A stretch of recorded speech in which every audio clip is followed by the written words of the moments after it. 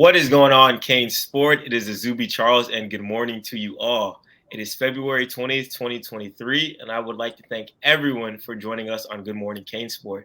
Today, I'm joined by Matt Shodell and Stephen Wagner as we break down the news of the day. I know we're all used to hearing Gary start off the show with his iconic Good Morning CaneSport, but he had a long night at Hooters, so I'll be running things today. First up this morning in our Miami Hurricanes news, which Tyler Van Dyke will we see in 2020-23? Matt, your thoughts on that? Well, Gary Furman was at Hooters, huh? You want to know which Tyler Van Dyke we're going to see in 2023? I want to know if we're going to see Gary Furman again in 2023. What's he doing at Hooters last night? Listen, this is my happy face. That's actually my happy face. I'm very happy to have Izubee running the show here, partnering up with Stephen Wagner, the ace recruiting guy. I don't really know why I'm on this show. The two young guys should be taking over. But I was not invited to Hooters last night, so I am stuck here. So anyway, so which Gary Furman will we see in 2023?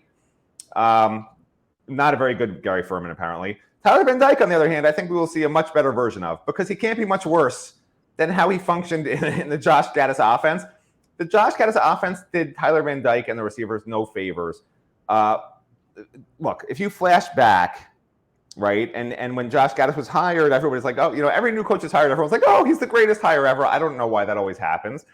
Maybe because they are. But as I said on this show, I don't know, a year ago, whatever it was when he was hired, all my Michigan friends are telling me that Josh Gaddis they didn't like him the way he ran the offense there, and he wasn't a good fit at Miami, blah, blah, blah, blah, blah, blah, blah, which I actually said on this show. You guys can flash back and watch that. And, I'm not to be too long-winded, because I am never long-winded, but what I will say is I think the new offensive coordinator is going to be a much, much, much better fit for this offense and also for Tyler Van Dyke. These receivers had a lot of problems getting open. The new system is not a true air raid, but it's an air raid with a power ground game. He does tend to run the ball closer to a 50-50 ratio, which is sort of similar to what Gaddis likes to do, but but Shannon Dawson does it in a totally different way. He spreads out the defense and he runs, in the gap scheme type stuff. He does a lot of zone runs, a lot of passing to the running backs. So when you see Tyler Van Dyke able to throw the ball to running backs, able to get guys on the boundary receivers with the slot guys were the primary focus. The two slot receivers, by the way, and they used a lot of three receivers, some four receivers, but when whoever was in the slot a lot of times got the ball in Dawson's offense the last couple of years. And the slot guys are the strength for Miami, and Tyler Van Dyke's best friend is one of the slot guys, Xavier Restrepo, who's his roommate. So I think both those slot guys, whether one will certainly be Xavier, and whoever the other guy is that they'll use, they might use two slot guys at the same time, move Xavier out wide sometimes, whatever it is. But, Burchard could be a slot guy.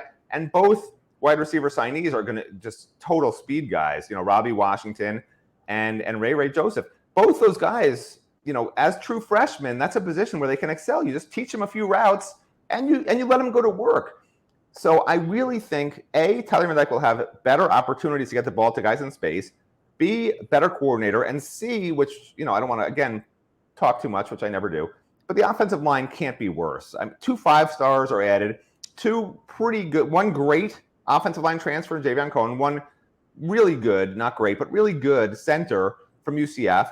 Matt Lee. So I think big picture, everything's going to work out just fine for Tyler Van Dyke in 2023. Not so much for Gary Furman, apparently, because he couldn't be here this morning. Now, Steven, I know you didn't have a long night at Hooters, thank God, but your thoughts on how Tyler Van Dyke will fare in 2023 under Shannon Dawson? No, I had a late night at the Wharf. But nice. Looking at the Shannon Dawson offense, kind of looking at the stuff and his tendencies that he liked to run at Houston, he's a lot more traditional in more ways than a lot of guys think. And this is kind of something that we've seen, Dana Holgorsen do. Really, everyone in from Dana Holgerson's coaching tree do is, Dana Holgorsen may be a big play coach with big play influences who, really loves that idea of pushing the ball downfield and taking those shots. But I think with Shannon Dawson, we're also going to see a guy who kind of believes in that age-old principle of establishing the run first and then building off of that. Now, say what you will about that kind of mentality about, do you need to run the ball to be effective? But that's something that we've kind of seen, Dana Holgerson's coaches always really lean on. And it's something that I would expect to see this season at Miami. I do think it's going to continue to be kind of that 50-50 ratio. I don't think this is a true and pure air raid like the kind that Clay Helton ran at USC or Mike Leach had at Mississippi State, which, both of those were really, about as pure of an air raid as you can get in terms of conceptually how it's run. I think that this really is I think it is going to be a good fit, but I think this might actually end up looking a little bit closer to Marcus Arroyo's offense at Oregon back whenever Cristobal first became the Oregon head coach in 2018, and then they won the Rose Bowl in 2019. Just in terms of kind of some of those tendencies.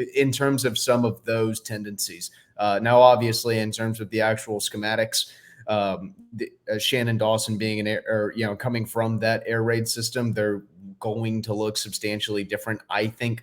But in terms of the tendencies, I think there will be a few kind of similarities, and it feels to me like this is Cristobal going with the guy that he's comfortable with. Now, I know we love to talk about Shane Dawson and what kind of offense he's going to bring to Miami, but at the end of the day, he has to have guys play underneath him. And one of those guys Miami is targeting is 2024 wide receiver DeBron Gatlin out of Georgia. And I had the chance to speak with him, and Mario Cristobal told him, hey, you're going to be a Miami Hurricane at the end of the day, which I thought was a very interesting recruiting, message to a guy that's committed to Texas A&M. Matt, I want to get your thoughts on Mario Cristobal blatantly going out the way and saying, hey, you're going to be my guy at the end of the day. Forget about Texas A&M. Well, it's refreshing because we've seen for so many years these past coaches at Miami. They don't go after guys at top programs that are committed there, especially, early on, whatever.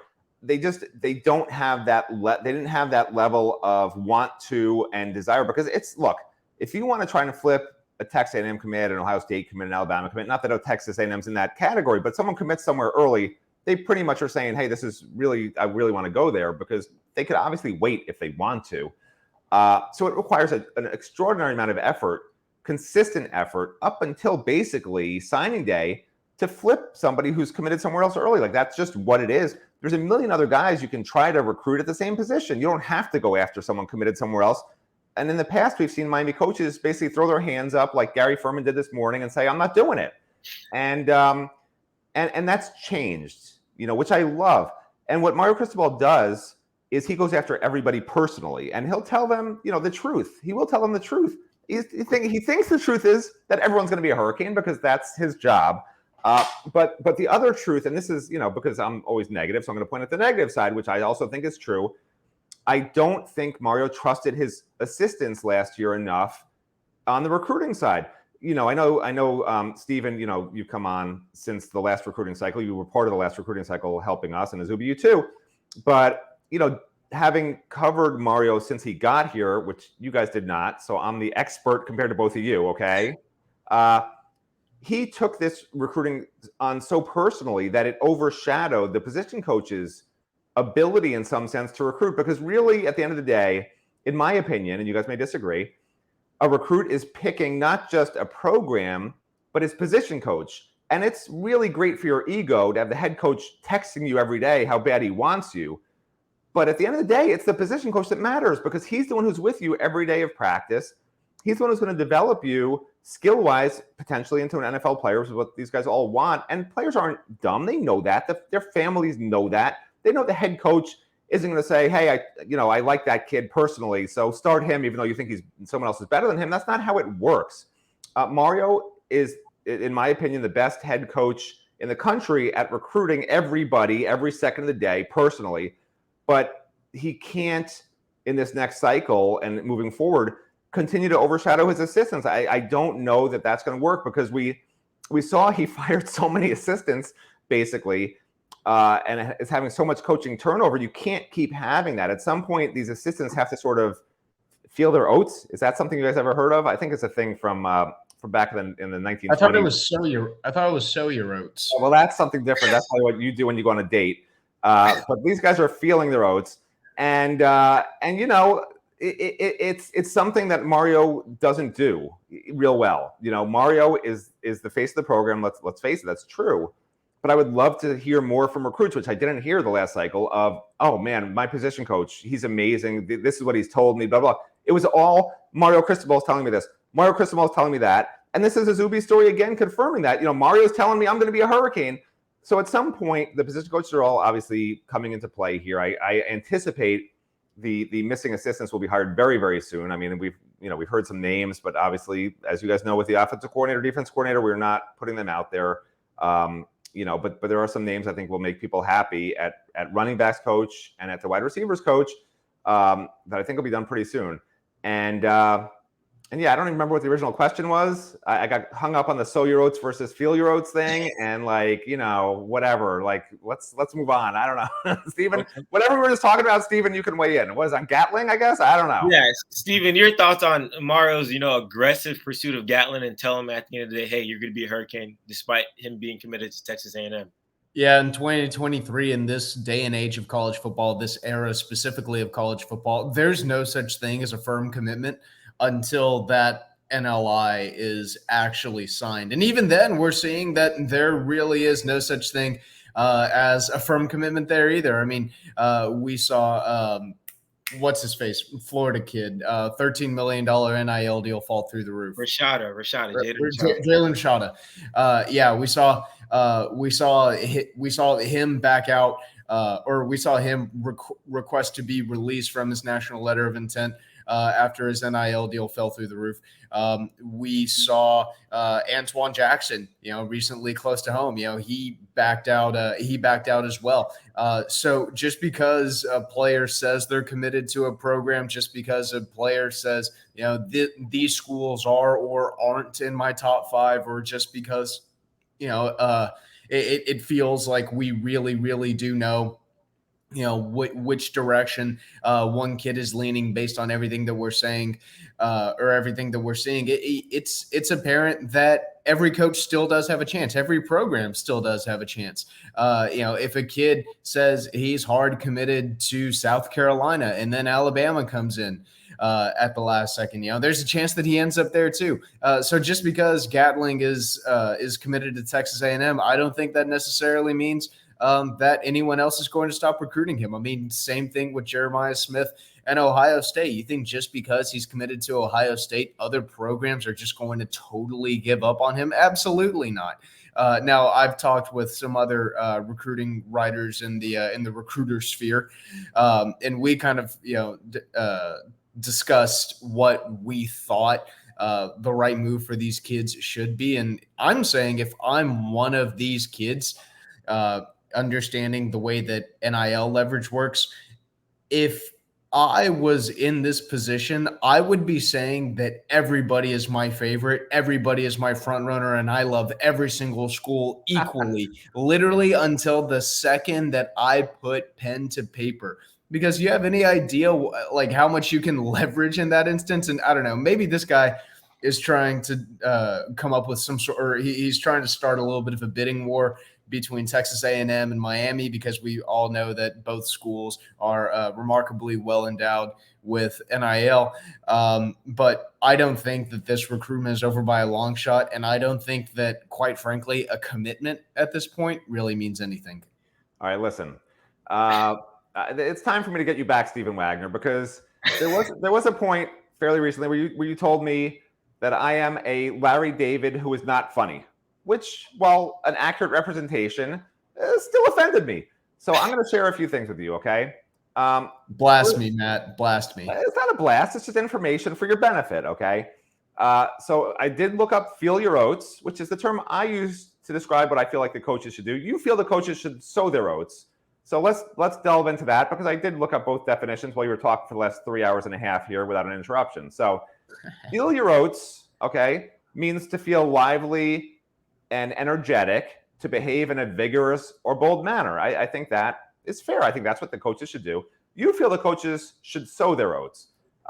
Sow your oats, according to the dictionary, is to behave in a rather uncontrolled way, especially by having a lot of sexual relationships. Now, I don't know what the Stephen Wagner recruiting method is. I don't think it would work at Miami or really any other school, except for perhaps the Stephen Wagner relationship school of the half dead. And and as for the Stephen Wagner dating method, I mean, what I heard you say, how if you were a recruit, what you would do is you would just tell everyone how much you love them. I'm guessing that's probably what you do when you're at Hooters. The waitress comes over, the next waitress comes over, the next waitress comes over. Like, that's how you think recruits should behave, is just tell everybody you love them. I mean, that's not what I do when I go to Hooters or any other non-normal establishment. But, you do you, Stephen Wagner. When was the last time you went to Hooters, Matt? I was actually at a Hooters 2 days ago. I didn't go in, but I was outside. I walked by one. Yeah. I'm definitely sure. There's one on Coral Way, right next to DSW shoe store. Just like how whenever Michael Jordan was on the Bulls cocaine circus in the 1980s, he saw all of these dudes partaking in all of these horrible activities, but not him. He just watched. He just stood outside that hotel room and watched, just like Matt. He just stood there and admired. He walked by that Hooters, he saw it out the corner of his eye, and he kept on going. He was not going to sow his oats. Wow. Well, listen, Gary Furman. Do you think Gary Furman felt his oats last night? Or sowed his oats last night? What do you think, Steven? That's a great question. I think we're going to have to ask Harry himself whenever he finally recovers from Hooters. Next subject, Izubee, please. While we're on and I'm praying that Gary gets this video and edits this whole section out. There might be like 1 minute of usable actual information from this whole video so far that people can watch. So I'm assuming this will all be edited out, so I don't even care what I'm saying anymore. Yeah, well, while we're on the idea or topic of sowing oats and showing love to people and all that good stuff, I just want to get Steven thoughts switching over to the defensive side of the ball. Lance Guidry has been giving offers out left and right. I came up with this nickname, the Bayou Bandit, for a lot of guys in Louisiana. Steven, you've talked to a lot of guys that he's given out recent offers to. Just what's your thoughts on him recruiting guys that he was targeting at Marshall and Tulane and attempting them to bring them to Miami? Yeah, Guidry has gotten a lot of flack. I've seen on our message board about posting these or recruiting these guys who aren't blue chip recruits. Let's face it. They're guys who primarily have Group of 5 offers. They maybe only have a handful of Power 5 offers. And now all of a sudden, Miami, this big brand is coming in and giving them offers. And I do understand why fans are concerned. I truly do get it. You look at the correlation between recruiting rankings and success on the field. And, it's really apparent that football games in the fall are won 6 months prior in recruiting. If you don't recruit well, you're not going to win games, plain and simple. But this, to me, what Guidry has been able to do, and what the way I see it, Cristobal is allowing Guidry to do, because if you think for 1 second that assistant coaches are just throwing out offers without Mario Cristobal's blessing, I don't know what to tell you. There is no way that Mario Cristobal is allowing any recruit to receive an offer without signing off on this first. And I think what this really is, what Guidry's offering all of these kids really is I think it's Mario Cristobal effectively telling Guidry that he can run he can run his defense the way that he sees fit. He can bring in the guys that he really liked whenever he was at Tulane and Marshall. Well, I should say Marshall, since he was at Tulane for like 3.5 weeks or something like that. I'm exaggerating, but not by that much, actually.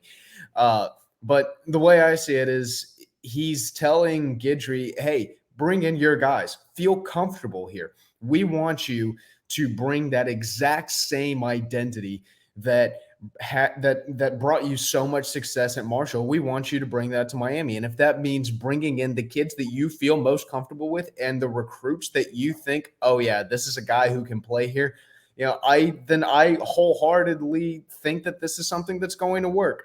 Now, am I saying that every unranked kid or every 3-star recruit is actually going to end up, committing here, or that, there's actually going to end up being room on the roster for them, or that they won't get cut, or heck, even if they, I'm not even saying that they won't end up, or that they'll definitely end up starting.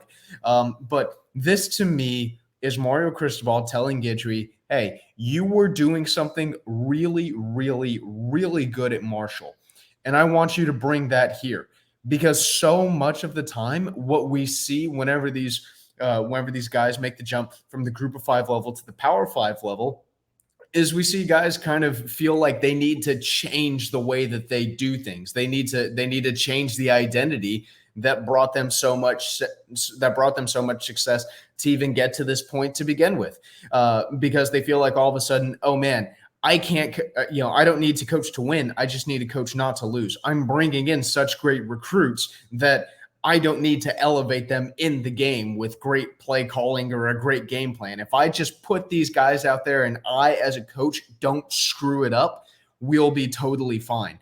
And I think this is Cristobal saying, I don't want to do that. We kind of did do that with Kevin Steele, quite frankly, even though I think he's a really, really good coordinator. I felt like Kevin Steele was, a very safe and conservative defensive play caller. And, Guidry's definitely not that.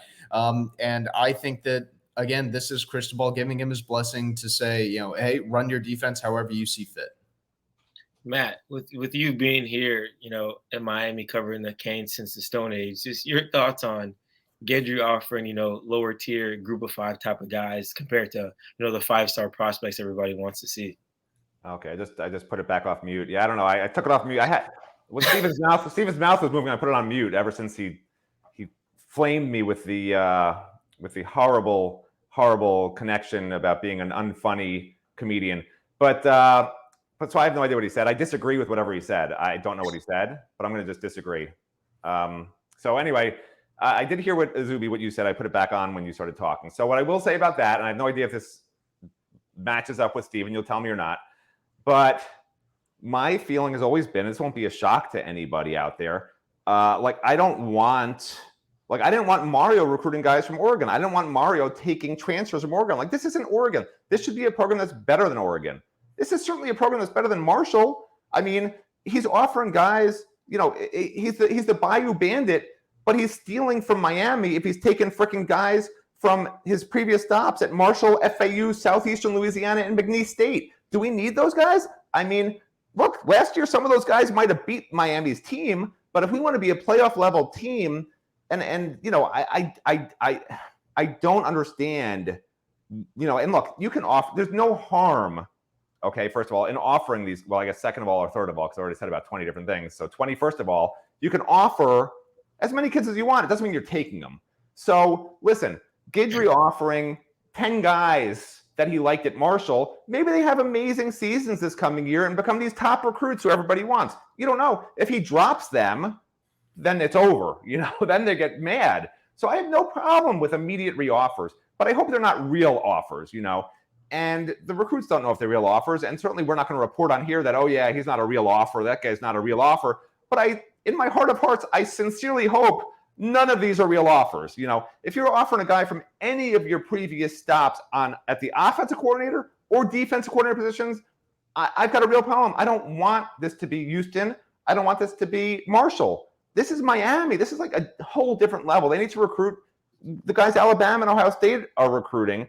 I don't think Alabama and Ohio State are saying, who'd Marshall offer yesterday? We got to get on this guy. We can't let Marshall steal him from us. It doesn't make sense to me. Does that answer the question? Is that what you said, Steven? Or hopefully you totally disagreed and screwed up the whole answer. I don't know what you said. Yeah, I completely disagreed. And I think you and me are actually going to have to go. I think we're going to have to go duke it out in the parking lot at Hooters after this. Have you seen me fight? No, I haven't. Is there footage? I have a very specific fighting style. I've been working on my 40 time for years, just in the event that there was a coworker who wanted to fight me. Just a quick question. Do you run faster than a 5.6 in the 40? I can run faster than a 5.6. Oh, yeah, then I'm not going to show up in the parking lot, bro. Well, actually, I take that back. As of 2017, I could run faster than a 5.6. If you could time yourself and let me know if you're slower than a 5.6, I will fight you in a parking lot. No problem. If you're faster than a 5.6, I will not be there. So just let me know. Well, in the meantime, while we try to figure out the scheduling between the Matt, Shodell, and Steven Wagner show now. That would be listen. We would get a lot of. We would get more views on a Steven Wagner chasing Matt Shodell across a parking lot video than we're going to get on any of these Good Morning shows. That's for sure. Hey, let's just put it out there. If we get over 100 likes on this video this morning, maybe we can set up something with Matt and Steven. But in the meantime, Steven, you caught up with a blue chip prospect, unlike some of the guys, our new defensive coordinators recruiting Ryan Wingo, one of the best wide receivers in the 2024 class. What were your thoughts and impressions after you spoke with Ryan Wingo? My thoughts and impressions are that this is a kid who wants to keep his recruitment very, very open. He's really, really reluctant to kind of point in any direction that he's leaning right now. He's certainly a blue chip prospect that Miami really wants out of St. Louis. But he's really holding his cards really close to the chest. That being said, I still think Miami's got a really good shot with him, just like I think they do with most of these 4-stars. Quite frankly, I've heard people asking, like, oh man, is it too early to get concerned about this? This 2024 class, well, why do we only have one commit? And the site says that we're ranked like 63rd or something in the 2024 class. Well, I got news for you. I think it was either last year or 2 years ago. Texas Tech had like the number 2 recruiting class in the country in the following cycle. And obviously that did not hold up. Quite frankly, unless your program has, I'd say, more than like 7 or maybe 8 commits, I would put very, very little stock in the actual recruiting rankings right now as they stand. I get for some fan bases like Ohio State, Georgia, Alabama, they have been picking up these recruits a lot earlier, and so they do matter a little bit more. But I like the position that Miami's putting themselves in with most of these blue chip prospects. Quite honestly, I've said this before. I think that they're in a really good spot with Josiah Trader, who's an absolute must get. I also think they're in a really good spot with Jeremiah Smith, who's a must get. Even though he's committed to Ohio State, I still think Miami's positioning itself well to give itself a chance to flip Smith later down the road, which, if it's going to happen at all, it's probably going to happen in the fall, and I would guess it would probably happen a little bit closer to signing day. But I think Miami's in a good spot with Wingo, and I think they're in good shape with most of the kids that they're after right now, quite frankly. And another kid Miami's really recruiting hard right now is kind of an unranked guy, a guy that I'm really, highly of after watching him on the 7-on-7 circuit. Ricky Knight out of the Benjamin School to West Palm Beach. Steven, you had a chance to talk with him. Seems like a Miami FSU battle, coming out to things right now. Just what were your impressions after talking to Ricky Knight? Yeah, Ricky Knight may be unranked, but his stock is skyrocketing. Apparently, he really showed out at the All-American Bowl Combine in San Antonio back in, I think it was early January. And ever since then, his stock has been, really, really skyrocketing. This is a kid that Florida State absolutely loves. I had a chance to talk with him, and I asked him, who are you hearing from the most? And he was like, well, Florida State's texting me every day. Miami's texting me every other day. Florida State's a program that's been on him since the beginning. Miami was interested in him, kind of from the beginning too.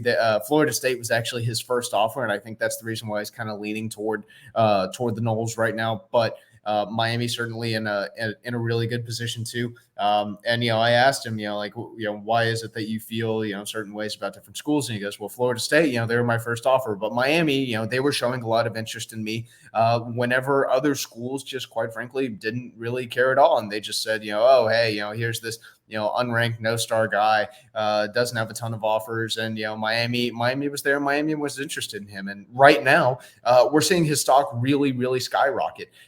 He seems like it seems like we talked with Matt, well, we don't know what's a real offer, we don't know what's a fake offer. It seems like Miami's certainly making quite a substantial effort for Ricky Knight, and it seems like they're making they're really trying to send a message that they want him in Coral Gables, really based off of the amount of contact that they're having with him and the amount of coaches that are actually talking to him.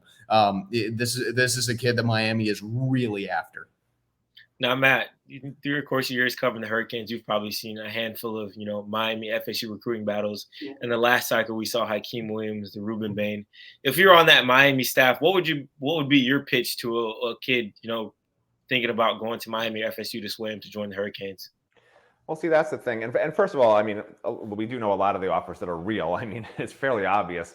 But then there's the borderline guys. You just don't know. Sometimes they try to commit, and Miami actually has to discuss, like, hey, he wants to commit, and then they have to discuss, are we going to actually take him? You know, there are those borderline guys where that conversation happens.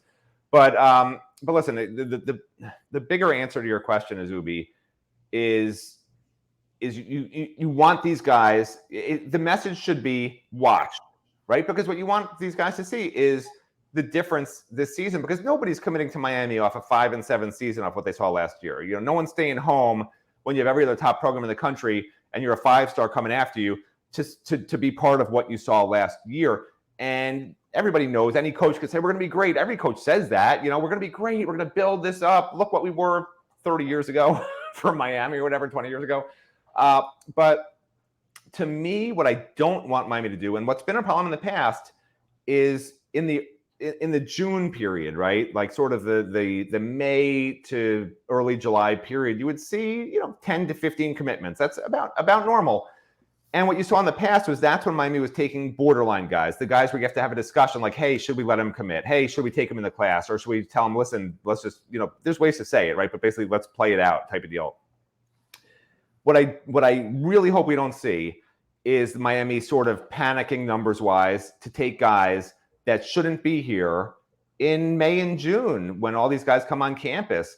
Because to me, I think if you think Miami's going to be great this season and much better than last season on offense, for instance, right? You don't want to take 2 receiver commitments and a running back commitment and 2 offensive line commitments in the spring.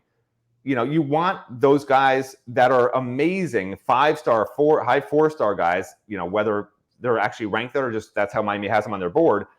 You want those guys. You want to keep pushing for those guys, and you want to grab those guys when the season starts. And you see what happens with, for instance, Khalil Brantley, right? There's certain guys on the team where Miami isn't going to jettison them. They just won't, because you can't ruin relationships at the Northwesterns, the Miami Centrals, the St. Thomases. You go down the list. You can't ruin those relationships by just saying, sorry, your career's over because, we need a number.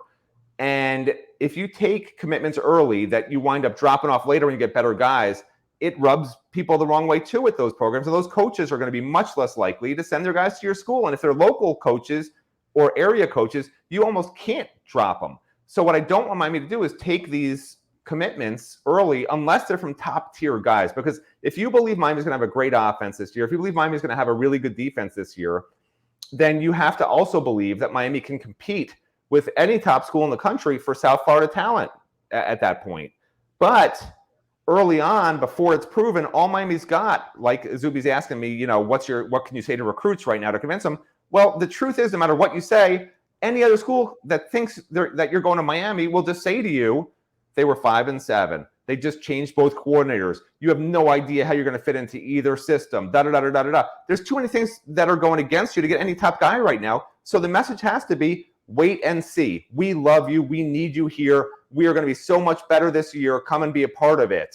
And then once you show them that in September and October, you get them on board, And I almost hope that Miami doesn't do a ton of official visits in June. I know it's like I don't know how to put it. It's not I want to say nom de guerre just to make you guys confused about what the hell I'm talking about, but that's not the right phrase. That sounds made up. It's not. It's a French phrase. But maybe I'll make some stuff up later. Everything I say, nothing's ever made up. You guys know that.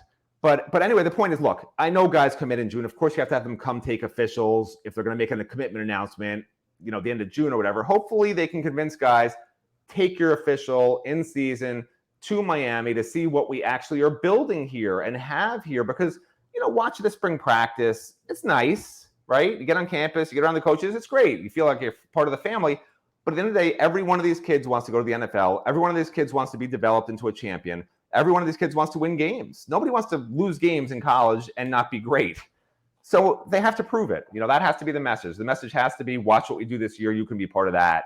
And from now, come see how you can be part of the family, see how we're building the program, see how we're building our student athletes in the weight room as people, see how we help them academically. All that stuff's great. But at the end of the day, you got to perform on the field. Now, while we have huge recruiting updates on Wingo Night. We also touched base with a couple guys across the country, including 4-star tight end Jaden Riddell, who I had the chance of speaking with out of Missouri, the number 1 tight end of the 2024 class, who really thinks highly of Miami. And after conversations with tight end coach Stephen Field, he really wants to get down to Miami and experience his culture. We also have an update with Katy, Texas defensive back Dijon Petaway, who recently landed that Miami offer and plans to visit. Now, kind of switching the ball, we're going to a little bit of baseball. The University of Miami baseball team to open up their season with a series against Penn State. Matt, your thoughts on just how important it is for this baseball team coming off a tough close to last season to starting the season on the right foot? Well, I know this will at least surprise Steve and probably not Izubee, but I was invited to a party, okay? And I know, it's crazy. Saturday night, it was a friend's birthday party.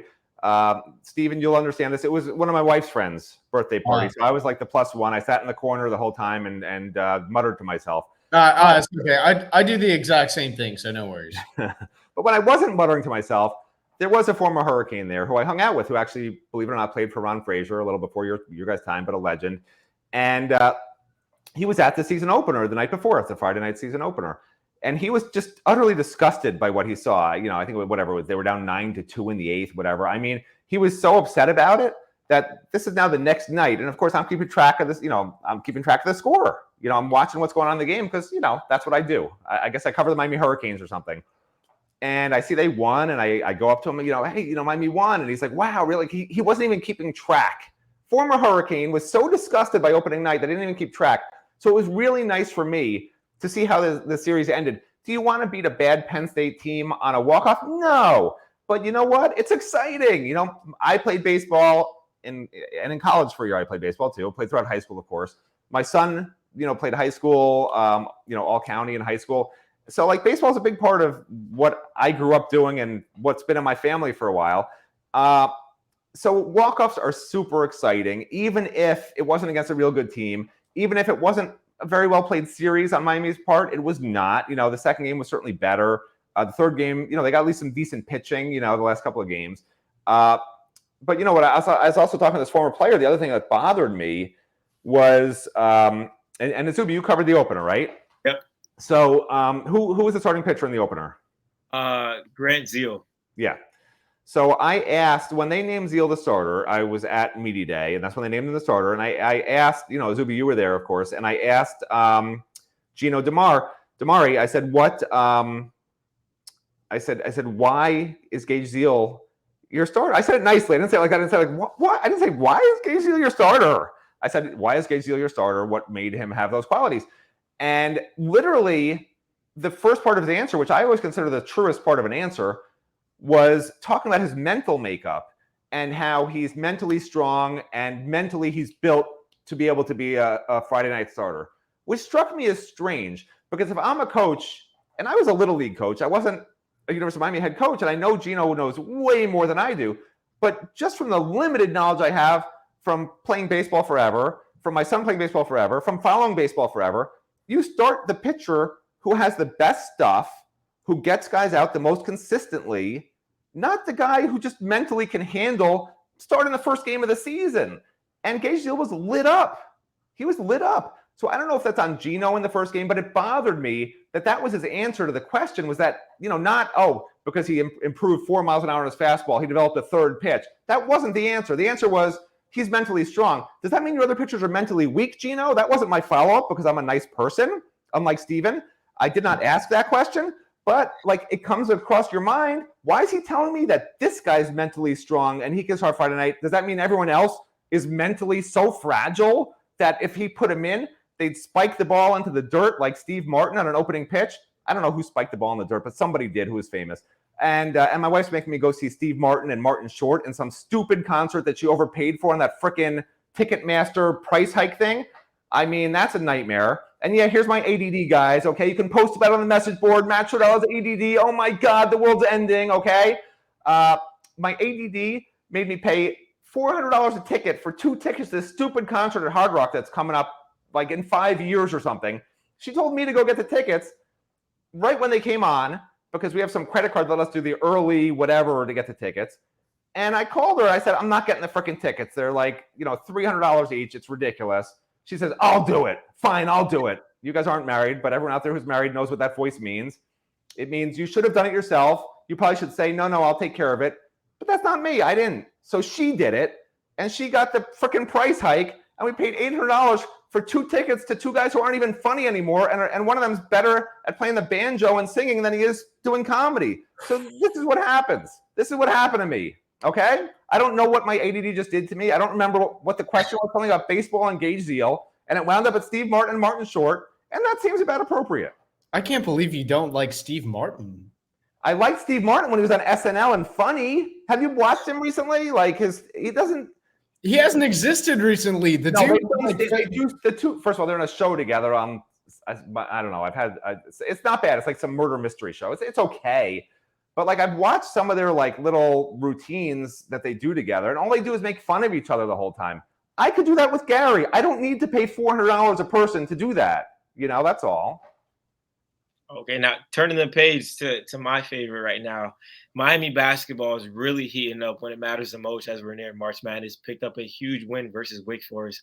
I was at that game Saturday afternoon to watch the Hurricanes, and I was really, really impressed with what I saw.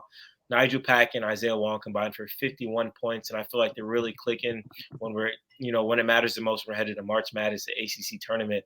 Matt, I'll start with you again. Just your thoughts on the Hurricanes basketball team right now on a 6-game win streak, undefeated at home, 15-0.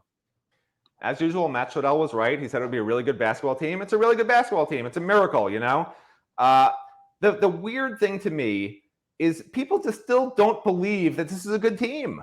I think the next ranking comes out today, but it seems like whoever can possibly say Miami's not real good nationally, they're saying it with the rankings. They're saying it in every possible way, and I'm sure Jim Larrañaga is, quite aware of it. But this is as good a team. This should scare the hell out of any team that Miami plays, because guess what? Their biggest problem until the last few games has been the scramble defense. They really haven't been able to do it like last year. But now they're really getting aggressive on defense. They look like they're finally playing a championship-level defense, even though they're not real big. Like, other teams can't even get shots off. The best player in Wake Forest turned the ball over 12 times, which was the first time that happened, I think Izubee wrote, since 1827. I think that's what Izubee wrote. Since Naismith invented basketball. It's been a while. It's been a few years since somebody had 12 turnovers in a game, right?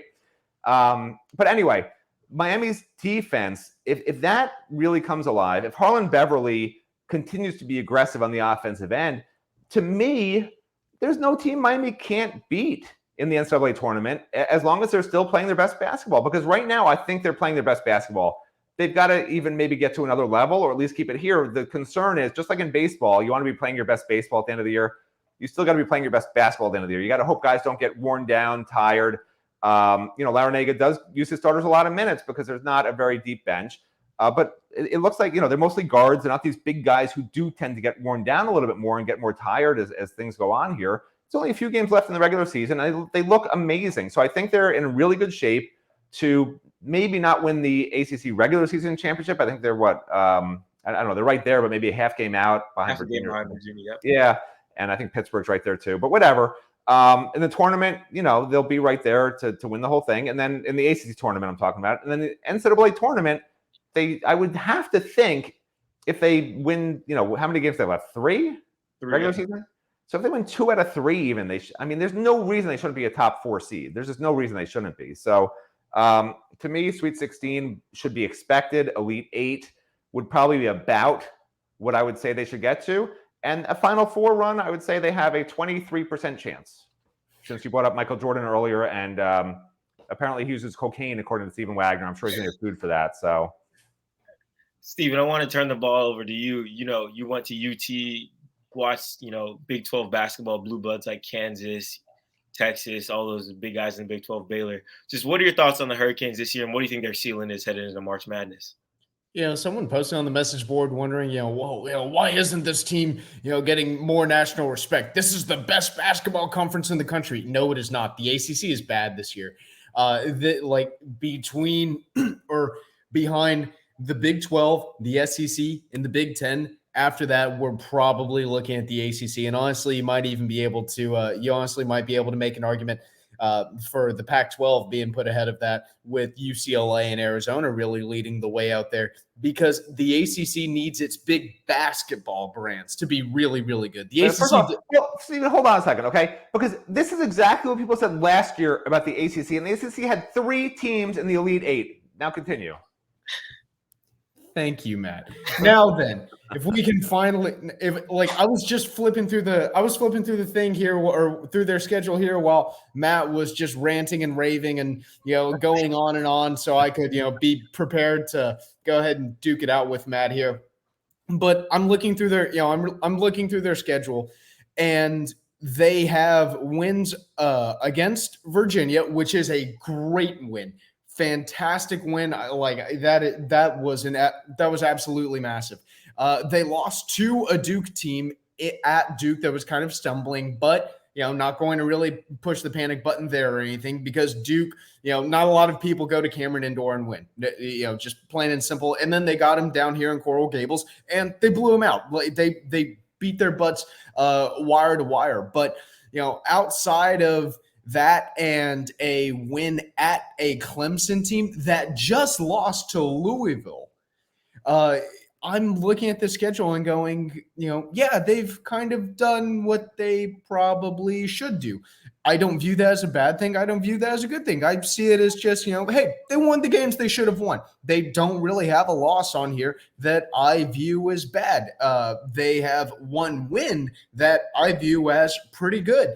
And that to me just says, okay, yeah, this is a team that's about the top 16 in the country. If the tournament started today, I'd say that they probably end up going to the Sweet 16. That's where I feel like they're at right now. And the Sweet 16 is a really, really big deal. Keep in mind, outside of Larinaga, Miami does not have a robust basketball winning tradition or anything like that. And Jim Larinaga, he's looking like he's probably one of the best coaches in the country. But the ACC more generally right now, its powers are down. Louisville's down. Duke is down. Carolina is down. Syracuse is down. We're looking at Virginia, who is a really, really good team and has been a really good team for quite a while. I mean, heck, they just won a national championship a couple of years ago. But we're seeing Virginia at the top. Then we're seeing Miami right under that. And then Pitt, who hasn't been good since Jamie Dixon was there. Clemson, who just lost to Louisville. NC State, Duke, and Wake Forest. The powers for the powers for the ACC are really kind of stumbling right now, and conferences are judged on how good are the top teams in your league. How good are the big national brands? Whenever the Pac-12 was going through all those struggles for really the last decade, do you think that people were saying, well, oh, it's because Cal is really bad? Oh, it's because Oregon State is down? No, it was because USC was struggling. It was because USC was really, really struggling. The same thing with the Big 12 and, Texas being down for so long. The SEC back in the early 2000s, it wasn't nearly the same whenever Alabama was struggling to put together 7 and 8 win seasons. So I think the exact same thing is going to be said for the ACC. Now, whenever Duke and Syracuse and North Carolina and Louisville and Virginia are all winning and they're all really good, then yeah, best basketball conference in America, most definitely. Right now, probably the Big 12. But I think this is a team that's meeting expectations. I don't think that's a bad thing either. This is a team that's doing exactly what they should. Now, while we have a ton of coverage on recruiting, football, baseball, basketball, and everything in between, we also wrap up our series on looking down Miami's 2023 schedule and breaking down each matchup with our finale looking at Louisville and Boston College. Matt, you had the chance to look at those matchups down the road. Just your thoughts on Louisville and Boston College on that 2023 schedule. Yeah. Well, I have Miami going 4-8, so not a bad year. No, I don't know, going 4-8. Miami should win 8 to 9 games. It's still not the greatest roster in the world. I think the offensive system will be a lot better for sure. I think there'll be upgrades on the offensive line. I think a healthy Tyler Van Dyke will make a big difference. The running backs still, jury's out. Wide receivers, jury's out. Tight ends may not be used quite the same way. They haven't been, at least, in the way that they were using them at Houston. Defense is going to be pretty similar to last year in terms of talent level overall. Defensive tackles a concern, linebackers a concern, cornerbacks a concern. Those are not positions you want to have as concerns. So, I hope fans understand this. It's a process. And I've been saying for a while, it's going to be a 2 to 4 years for a championship, for being in the playoffs and competing for a championship at least. So anyway, as it pertains to this series, which we did just wrap up, like Izubee said, with the last 2 games, these last 2 opponents are 2 of the easier opponents. The meat of the schedule comes much earlier. Certainly BC is not going to be real good, but and we've talked about the football schedule before. Really the key to it all is going to be this little stretch where you got North Carolina, Clemson, and then an easy game is Virginia, and then you got NC State, Florida State. So those 4 games, North Carolina, Clemson, NC State, and Florida State, will tell you everything you need to know about the season. If you go 0-4 or 1-3, you're not going to have a real good year because you're probably also going to lose another game or 2 besides those. If you go 3-1 or even 4-0, then that championship team that I'm talking about 2 to 4 years from now suddenly becomes like right in your face. Now, my expectation is they go 2-2 in that 4-game stretch. That would be, Steven talks about apparently, Miami basketball has met expectations. To me, they've slightly exceeded expectations just because you don't know how these transfers all mesh together and everything like that. 2 key transfers coming in. But in terms of the football team, there's a lot of work they have to do with these new coordinators, et cetera, et cetera. If they can go 2-2 in those 4 games, that's okay. As a Miami fan, you never ever want to say they're going to lose a game, God forbid. But realistically, 2-2 in those 4 games would be okay. If you beat North Carolina and NC State, you lose to FSU and Clemson, not the end of the world. You probably finish 8-4 or 9-3, and that's okay. That's a stepping stone. What you want to see is progress. What you don't want to see is 5-7 or 6-6. That's not really what you want. To me, 7-6 or 8-4, that's 7-6 wouldn't be real good. I'm sorry, 8-5. 7-6 wouldn't be real good. 8-5 is about where I would have them. I think 9-4 would be a little above where I have them. So right in that 8 to 9 win area would be a nice target. But yeah, you guys can read the stories. I don't have to go into detail. But yeah, those last 2 games, they should win both. It would be nice to win both because you win both those, then you go into a bowl game, hypothetically win the bowl game. You have some really nice momentum going for the next season. Well, ladies and gentlemen, that is all we have for this 52 morning. minutes. Yeah. All I wanted to do was to beat Gary Furman's record of, I think Gary's record was 52 minutes and 14 seconds. What are we at? Oh, 52 minutes and 18 seconds. We beat it by 4 seconds. Amazing. We'll beat it. Well, hopefully we can keep this ball rolling, and hopefully Gary's found his way home from Hooters last night. Yeah. Oh, yeah, Steven, what time are we meeting at Hooters tonight? I wanted you to show me how to sew. You said you were going to show me how to sew my oats? Is that what you told me that, right? You're the one who said it. Please never say that again, Matt. Well, then you were the one who said it. Please never say that again, Matt. You're the one who said it. I didn't even say it. While we figure out, this Sow and Oats situation in the battle royale between Stephen Wagner and Matt Shodell, I'm Izubee Charles, and thank you for tuning in to this episode of Good Morning CaneSport. If you like what you saw this morning, make sure to give this video a huge thumbs up. Subscribe to our YouTube channel and CaneSport.com if you already haven't. Once again, I'm Izubee Charles for Stephen Wagner and Matt Shodell. Hope you guys enjoyed and have a great morning. Nobody enjoyed it.